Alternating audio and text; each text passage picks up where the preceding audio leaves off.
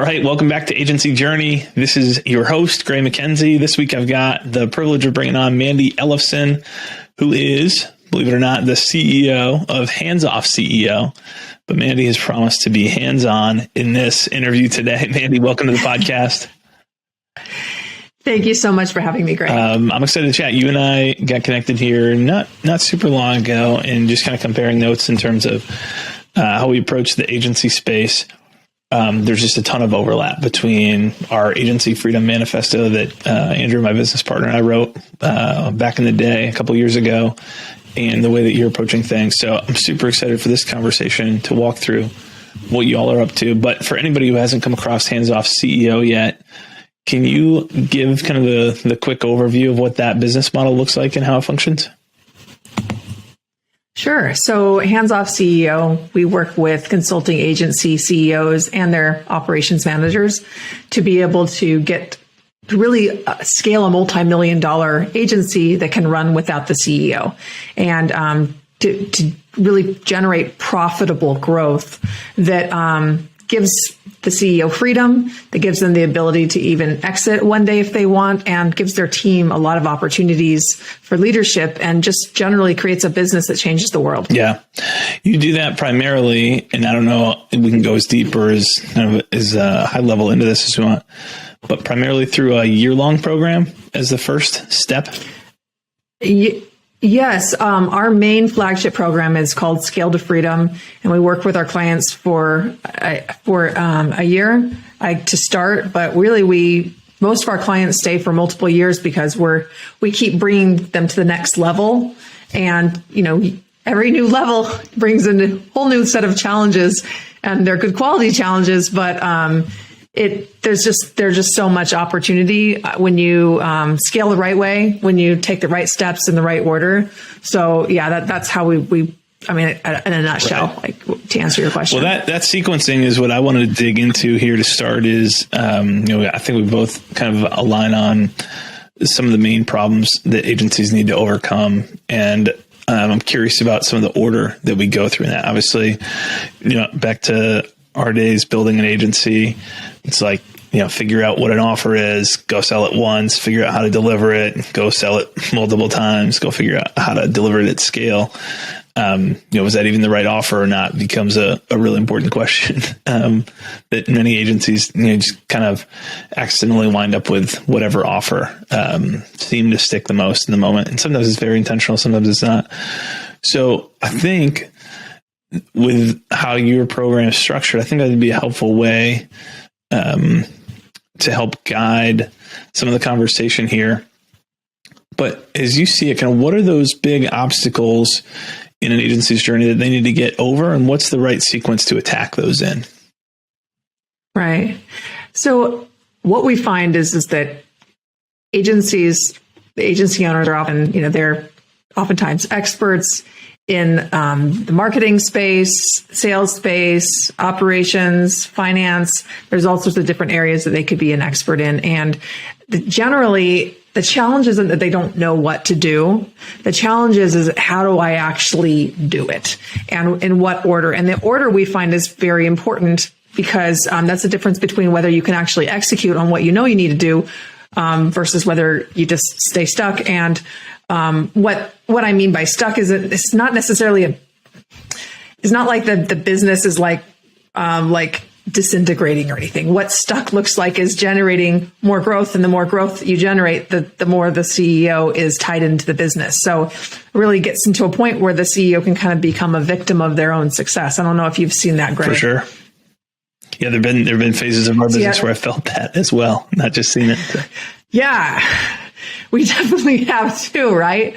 So it's looking at like, well, what is the right step at this right time? So to ask, you asked me, so like, what is the journey that we take our clients through for this first year? And it really depends, because it depends on what the biggest challenge and struggle is. Because when all the clients we work with, they're going to be dealing with two primary challenges, and there's going to be one that's rearing its ugly head a little bit more. So it's either we are totally at capacity, and we need to open up more capacity to be able to bring on more sales and more growth, And in fact, we might not even be able to think about growth right now because we are so completely buckled down. That's a one extreme. And then the other side is like, well, we're having some challenges with capacity. We're really busy, but we need more of the right sales.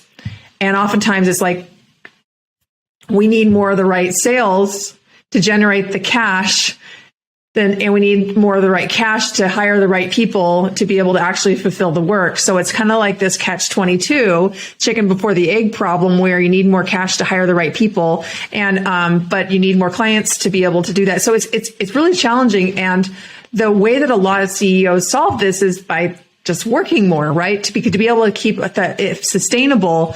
But the challenge is that will get you farther, but it just kicks the can down the line, and it doesn't actually solve the problem. And in fact, traps the company, the CEO more. So we take a look at what that biggest challenge is and which one needs to be solved first.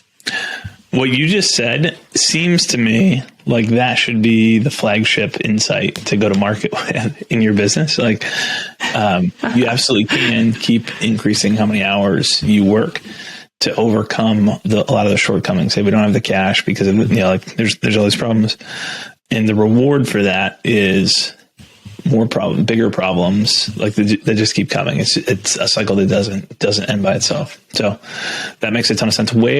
So if we've got the agency who's struggling, we don't have the right fit clients right now, or there's not enough of those sales coming in, what's the starting point to solve that problem?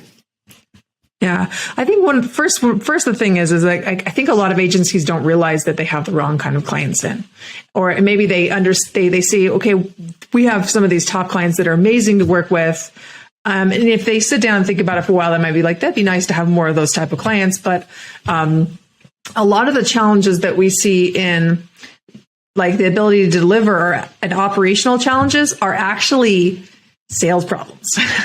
And this is something that if you go in and you focus on all these like popular scaling models, which like have their place, but they have some things that are missing for consulting agencies. And the thing is that more systems isn't going to fix the problem if the root problem is that you have the wrong type of clients and that you're not charging enough, and there's not a big enough outcome to really focus your team on operationalizing. So and if you don't have a big enough outcome, then what will happen is that sure, you might be able to systematize your business, but then you become this cookie cutter shop that can't really deliver results. And then what happens is that instead of having your pricing increase, which is what we'd like to see to be able to have more profitable growth, you actually experience pricing erosion, which is really devastating in this economy, right? Because with inflation right now, what you make this year versus what you made last year for your revenue, it's not the same. We have had our dollar has been eroding, and more than is reported. So we're all seeing the pressures of that. On top of that, the pressure of rising prices with our hiring, with our staffing, and that there's so much competition for good quality teams. So I'm kind of going off on a little tangent here, but all these things are connected, and to be able to solve challenges around capacity, we have to actually see how they're all connected. Right. There's the golden ticket is like the offer that you feel confident in and believe in, and that you like internally, and that resonates with the marketplace, and that you've got the capacity to deliver on and do consistently and profitably. For the agencies where the offer is not right now, or that they don't have the right fit clients, how do you move past that? Or what's the process that you take people through to figure out how do we get that offer right so that we're getting the right fit clients in the door? Yeah. So first of all, we're making an assumption. I'm going to be making an assumption with this answer that the agency owners we're talking about have good results. They've gotten they have great case studies from clients. If you don't have that yet, that's what you need to focus on and do whatever it takes, including working for free to get those client case studies. I'm not necessarily saying working for free, but I'm just saying do whatever it takes. And I'll tell you, like, in 14 years that I've been in business with this business and before, I have worked for free to be able to generate case studies. And that's how we got started, right? So, so looking at your case studies, looking at, under what conditions can we deliver our best work? So we're looking at, is it B2B? Is it B2C? Is it larger ticket? Is it smaller ticket? Are we doing more volume? Is there a particular channel we're really good at? And within that channel, are there specific businesses that do better in this channel? And what type of clients have we really enjoyed doing work with? And this can be one that factor of like, maybe you have done exceptional work in nonprofit space, right?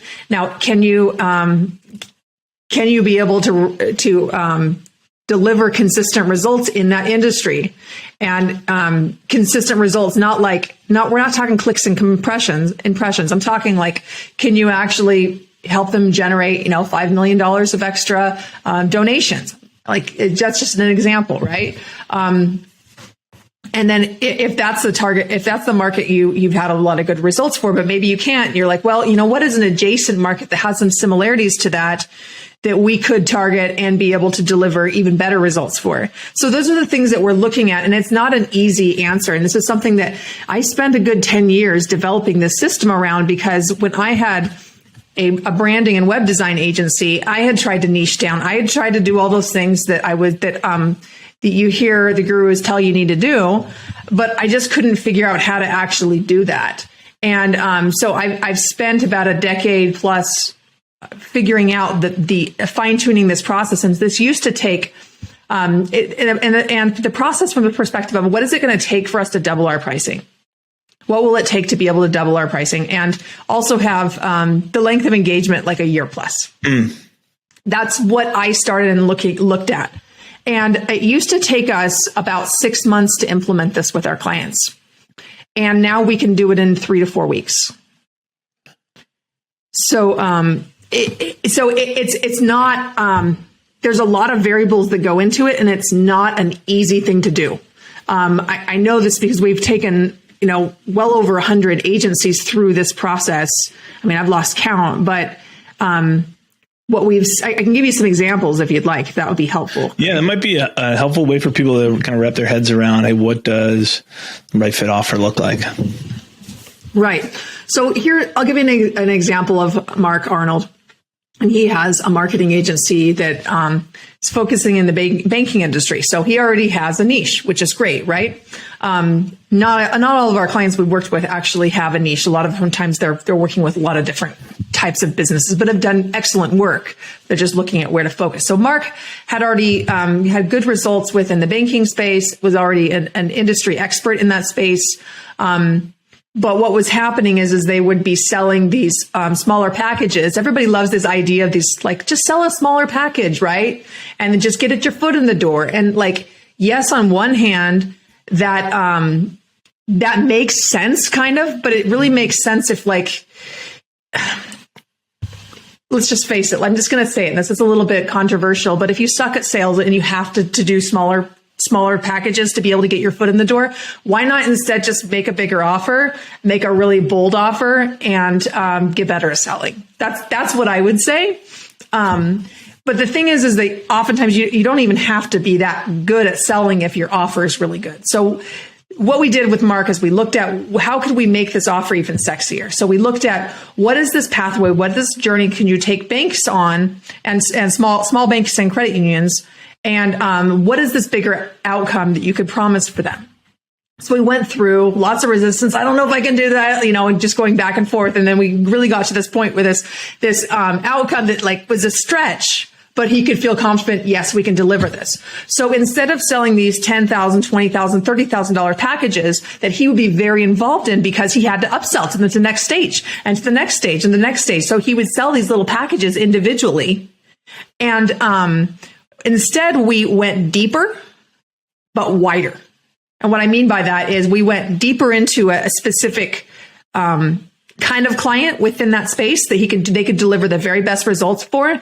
And we've made a bigger package. So now they're selling $100,000 to $125,000 packages. And what's really cool about this is that one of the biggest challenges to scaling for Mark is that he was so involved in the delivery. Now, increasing their pricing and selling for a longer term package has actually made it easier for him to step back, which is a little bit of a paradox, isn't it? So what's the rationale behind that? The rationale behind that is that when he was selling these smaller packages, he would have to be very involved in it to keep the client happy so that they could then go and sell the next thing and then the next thing and the next thing. That was one of the things. Now, if you're putting together a whole growth program and you're anticipating what the client wants and being proactive, like it's really about being proactive and seeing ahead, what could we actually create for this business? And when you're doing that, then you can put that plan in place and then you can have your team execute it. And then it's more about then if the client says, well, I want to talk with you, Mark, just like, well, you know, our specialist is focusing on this. This is our plan. Do you want this outcome? It's really more about getting the outcome than it is about talking to the CEO, which is like that safety blanket if there's not an outcome. Right. This is a little bit of a false dichotomy question, but do you feel like your expertise, Mandi, is more in kind of this framework that you've developed is more around repackaging what an agency is already good at, or about actually fundamentally tweaking what they're delivering, or changing up what they're actually delivering to clients? It's both. It's both. So really what it is it's looking at how could we expand the work that we're doing to really create world-class results. So the way that most agencies scale is they scale based on like, how can we simplify our deliverables? And that doesn't necessarily scale quality, though. So we want to be looking at it. Oftentimes results in cookie cutter services, like I was mentioning before. So what we want to do is raise the bar and say, who can we deliver the very best world-class results for? Now, how can we expand that and make it even bigger? So this is an uncomfortable process. And, are you willing to go through an uncomfortable process for 3 to 4 weeks to be able to have an offer that you basically can create a wait list for, right? Like a lot of our clients will create wait lists. So, and this is just a small piece of the work that we do, even just to like have the right offer that is easier to sell. So you can have a salesperson helping you, that is easier to deliver, because if you have a really standardized package, then it still needs some customization. So I'm not saying like this is going to be you have to operationalize it in a way that you can add some customization that doesn't you don't have to reinvent the wheel each time, though. So this allows you to operationalize it. So it also increases your net profit, increases your gross profit, because you can charge more. In Mark's example, he was charging 600% more. But on the low end, we're looking at doubling price points in most of the agencies that we're working with. Okay, that makes sense. Are you also tweaking, when you say bold, some things that come into my mind right away are we're adding in a guarantee, or we're adding in an element where revenue is tied to performance potentially, or hey, here's the target that we have, and we're going to adjust our scope each month to get there. Is that, or are those things elements of what that great offer looks like, or are you able to accomplish this without those items? Both, and it just depends on how much new business how busy they already are. Yep. So in Mark's case, what happens a lot of times is they start out with the guarantee because it's like that. It's that crutch that helps them get better at making the offers. Yep, right. And this is how our business did it too. We had a 5x ROI, 100% happiness guarantee. We've been doing that for so long, though, and it's been working so long, we don't need it anymore. But I mean, why would we stop? It's not really a huge risk for us, and it works. So we're not going to stop doing it. But a lot of our clients, they'll just drop it after a while. They just don't even need it. So and in some industries, a guarantee is not. It's really not a good idea because it just doesn't fit the culture of that. Mm. So and some of our clients that are really busy already, and they're not. The majority of agencies that come to us are actually they really have a lot of capacity issues. So we're talking a lot about these offers here. And like for an agency owner who's thinking, oh my gosh, like I can't even thinking about the offers and the sales right now. I can't even think about that right now. Yeah. I'm like working 60, 80 hours a week right now. I can't even think about that. So, I mean, we could talk about what to do in that circumstance first, if that would be useful for your audience. Yeah. So from, just from the name hands-off CEO, the first picture that I have when you say, hey, we're running into capacity problems is that the first thing we're going to go do is hire a virtual assistant or an executive assistant or some type of assistant. But I'm sure that's not the the full picture. It could be. But, right. Walk through how we solve those problems and what's the order of operations. All right. Yeah. The first thing is just to look at like what resources do you already have? And, our biggest goal is to actually free up the CEO immediately to be able to so that they can get their head screwed on straight and they can actually see. They can actually see in front of them. Because what happens is that we start working, we work 40 hours per week, and then things get a little bit tighter, and then you end up working 45 to 50 to 60. And before you know it, you're working 60, 70 hours per week. You didn't realize it, probably getting a similar output at those amount of hours if you were working below, but you're stuck in this cycle, and you have to be able to break that cycle. So that's the very first thing that we walk our clients through is this find time now process. And what we do, we actually guarantee to find them 10 extra hours per week. So, a little over a day a week to focus on growth, because if you can't see, you don't have the bandwidth to even think, then there's no way you're going to be able to grow your company or even just get sanity. So, we find a few tweaks that, to free them up. And a lot of times it's not like, yes, hiring is very powerful, but that doesn't immediately help it. In fact, for sure, hiring actually makes it worse at first, right? Because you have to do the training, onboarding, all of that, right? So the first thing that we look at is like, well, what are some, without going through the whole like process, because it's kind of boring to be going through it right now, but, that piece, it's all about looking at what those quick wins that will immediately free up that time. And that's going to be different for every business. And some of it comes from things you're eliminating. Some of it comes from, reducing meeting time, for example, and delegating it off to someone else. But one of the biggest things that we see is actually being able to let go, and delegate ownership within the team that they already have. So that right, because a lot of times what happens is that they're holding on to things because they can't trust their team. So we look at what are those things what needs to be in place for them to let go of that and safely know that it's going to be taken care of. So those are the things right there. And account management is a huge one. That's going to be at least 10 to 20 hours per week. So a lot of agencies, they'll be out of most of account management, but maybe there's just a little bit left, or they're still in project management. So that can be another piece. So sometimes the team member can take more of that over. Sometimes it's getting in a temporary resource. We have a lot of temporary resources we refer our clients to that immediately can free that up for them. Anyway, there's a lot more of those things, but every CEO is doing, it has at least 10 extra hours to if they're at a certain place in the business. We're not talking about brand new companies, right, but at a certain place, if you have a team, there's all sorts of ways to be able to free up capacity for yourself. And oftentimes it just starts with really getting clear on what you're committed to and aligning your actions with that. Right. That makes a lot of sense. I think so. Once we talked a little bit about the offer. We talked about kind of freeing up some of the capacity and getting through some of the squeeze that people are facing there.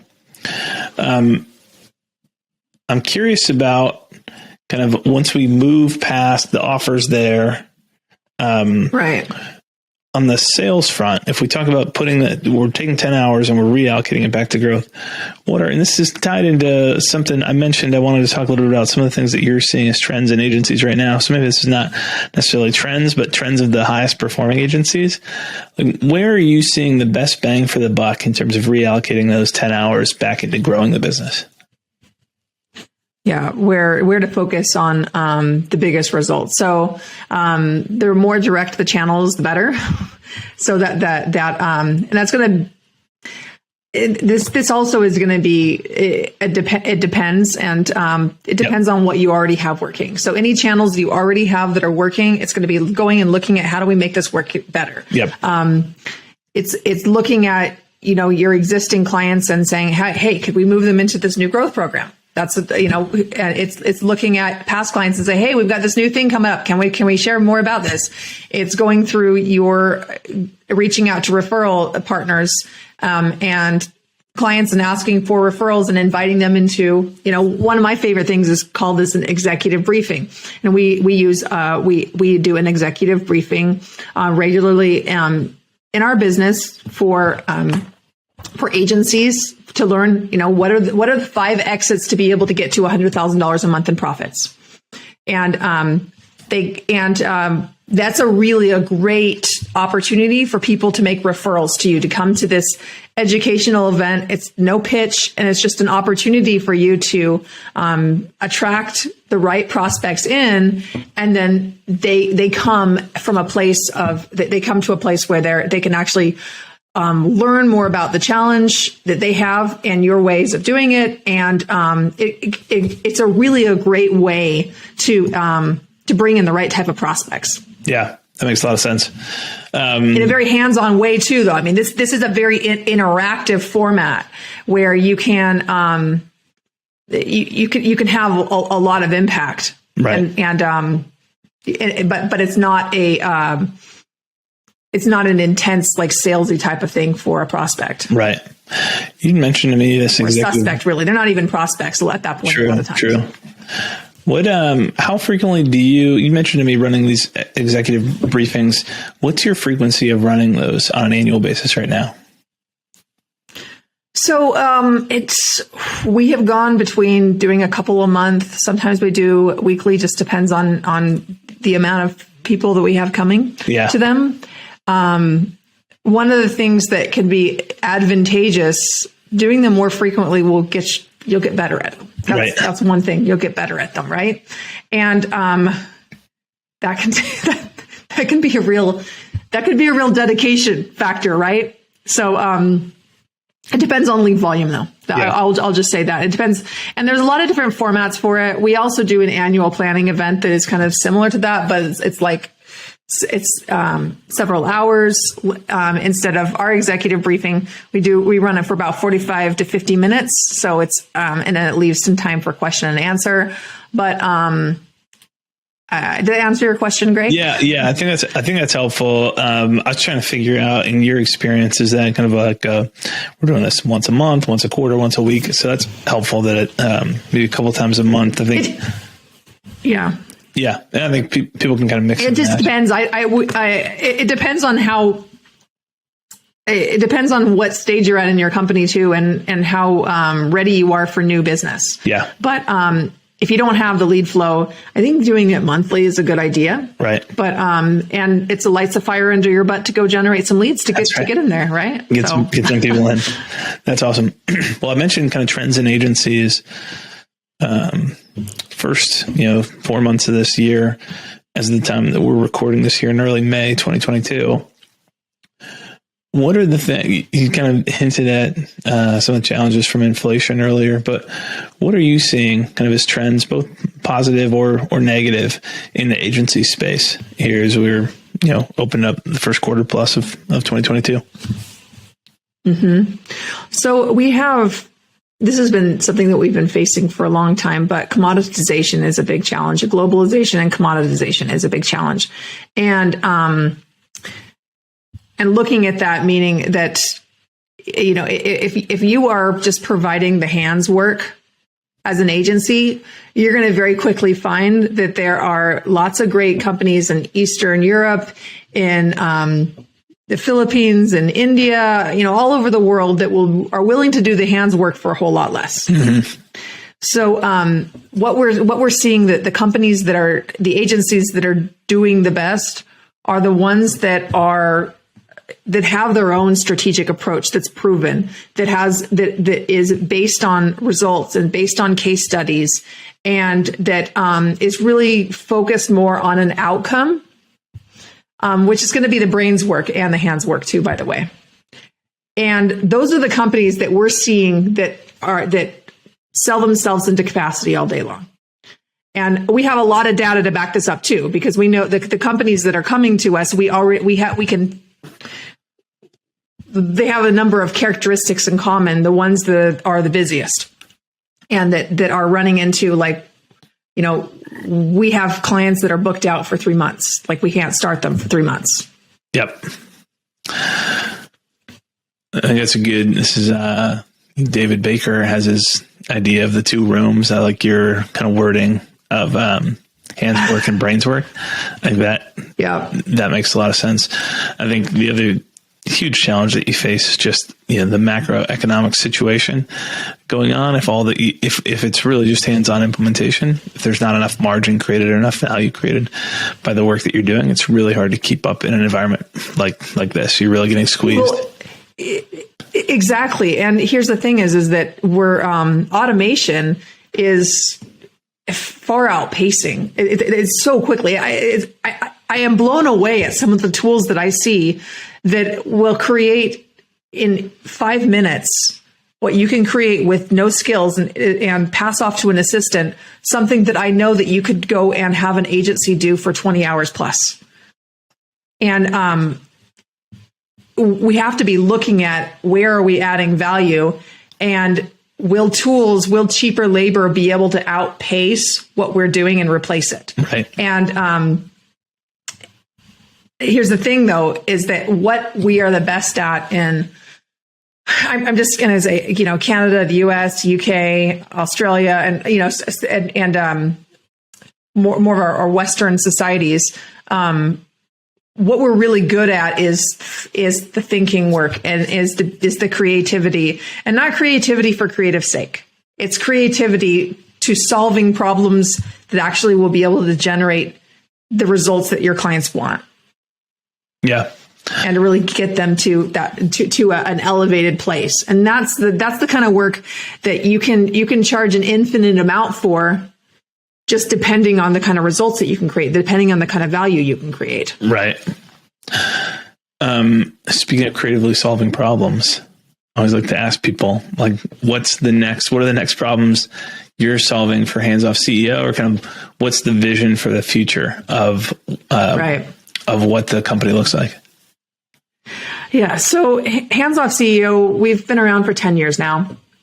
And for a lot of the first years, we were working just strictly with CEOs, and they were dealing with their team. We didn't touch it. And in the past few years, we have been working more with their operations teams, just partly because it's just like, we just get tired of them not implementing fast enough. And finally, we just said, get out of the way. We're just going to come in here and help you with that. And that actually came from, our program director started doing that, and we were just we looked at this and we're like, do we want to start this whole other side of our program? This is going to add all sorts of complexity to our business to do this. But like, we tested it and we decided, yes, this is the right thing to do. This adds a ton of value. So we have what we call the Operations Academy, where we are training operations managers to actually run the business for the CEO, and doing that as like a sidecar to our Scale to Freedom. So Scale to Freedom is really like 2 programs in one. It's one for the CEO to be able to get the right offer in place, to get the right systems in place, to get the right mindset in place to scale. I mean, like, they really take something to let go. It really does. And then the operations managers, they need to really learn the leadership for, like, how do they be able to take over? How do they be able to be 3 steps ahead of the CEO? How do they be able to anticipate those problems? How do they be able to